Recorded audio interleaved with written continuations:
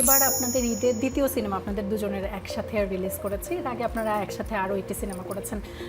সেই অনুভূতি একটু জানতে চাই প্রথম সিনেমারও, এবং বনলতা এক্সপ্রেস সম্পর্কে তো দর্শকের চাহিদা একেবারে তুঙ্গে, সেই বিষয়টি সম্পর্কেও একটু জানতে চাই।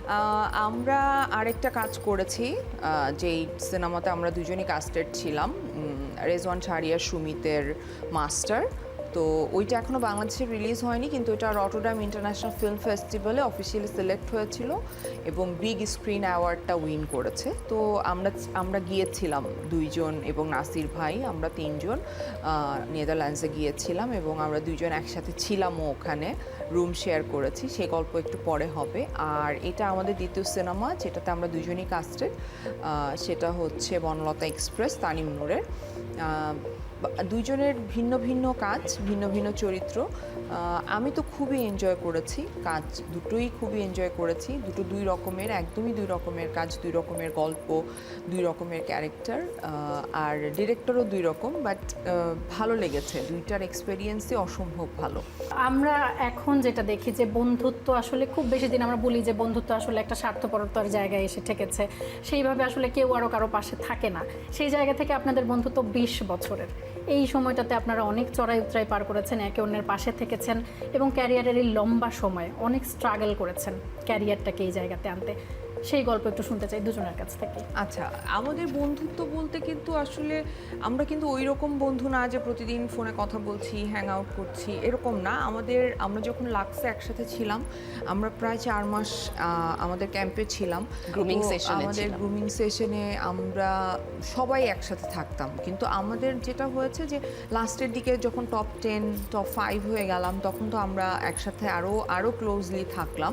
তো ওই সময়ের একটা ভালো আন্ডারস্ট্যান্ডিং হয়েছে, কারণ যদিও আমরা একটা কম্পিটিশনে ছিলাম, কিন্তু আমাদের মধ্যে ওই হিংসাটা বা ওই মানে পরশ্রী কাতরতাটা ছিল না। ফলের নির্যাস ও দুধের সমন্বয়ে পোলার টর্নেডো গ্রিন অ্যাপল আইসক্রিম। মন ভালো থাক।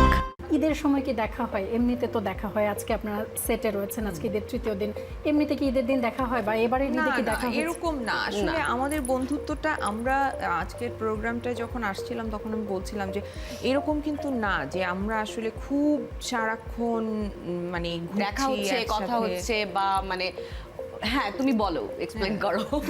তুই বল, কারণ আমি তো বলছি। ওরকম না হলেও বন্ধুত্বের আসলে আমার মনে হয় পারস্পরিক যে আন্ডারস্ট্যান্ডিংটা, মিউচুয়াল রেসপেক্টটা, যেটা আমরা প্রফেশনাল ক্ষেত্রেও মেনটেন করেছি, সেটা আমার কাছে জরুরি মনে হয়। বন্ধুত্ব তো আমরা এখন তো ফেসবুকে আমরা সবাই বন্ধু, আমরা কি বন্ধু? কিন্তু বন্ধু হতে হলে যে মিনিমাম জায়গাগুলো থাকতে হবে, আমার মনে হয় সেই জায়গাটা প্রতিদিন দেখা করার সাথে সম্পৃক্ত না। সেটা রেসপেক্টের উপর নির্ভর করে, সেটা এক একজনের আন্ডারস্ট্যান্ডিং এর উপর ডিপেন্ড করে, এবং অবশ্যই মানে এই ট্রাস্টটুকু থাকতে হয় মিউচুয়াল জায়গাটা। সেই জায়গাটা আমরা ক্যারি করেছি অনেকটা বছর ধরে। সেই জায়গা থেকে আমরা অবশ্যই বলতে পারি হ্যাঁ, উই আর ফ্রেন্ডস। এটা আরও রিয়েলাইজ করেছি আমরা যখন নেদারল্যান্ডসে একসাথে গেলাম, কারণ আমরা একটা ফ্লাইট নিয়েছিলাম যেটাতে 20 ঘন্টা ট্রানজিট ছিল। সো আমরা 20 ঘন্টা এয়ারপোর্টে, আমি, নাসির ভাই এবং মমো, আমরা শুয়ে বসে মানে খাওয়া দাওয়া করে, মানে কিছুতেই মেকআপ করে সেজে ময়েশ্চারাইজার লাগিয়ে ফেসে ইচ্ছা মতো, মানে হয় না যে এই সময়টাকে পার করেছি। তারপর আমরা প্রায় 11 দিন একসাথে ছিলাম। সো এক রুম শেয়ার করছি, একই বেডে মানে ঘুমাচ্ছি, মানে খুবই ভালো লেগেছে।